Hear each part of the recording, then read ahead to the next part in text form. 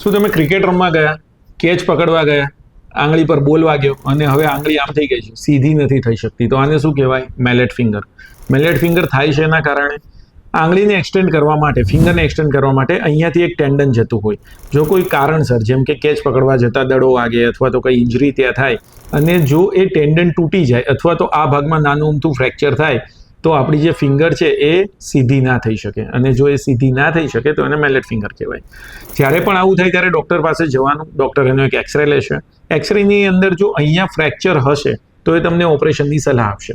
જો આ ભાગમાં ફ્રેક્ચર ના હોય અને ખાલી ટેન્ડન તૂટ્યું હોય તો એ તમને એક સ્પ્લિન્ટ આપશે. એ સ્પ્લિન્ટની અંદર 1 થી 1.5 મહિનો આપણે આંગળીને રાખવી પડે.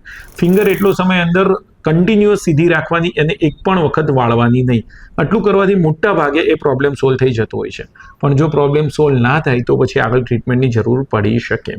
સો જ્યારે પણ તમે તમારી ફિંગરને સીધી નથી કરી શકતા, તરત જ નજીકના ઓર્થોપેડિક ડૉક્ટરનો કન્સલ્ટ કરો. Thank you.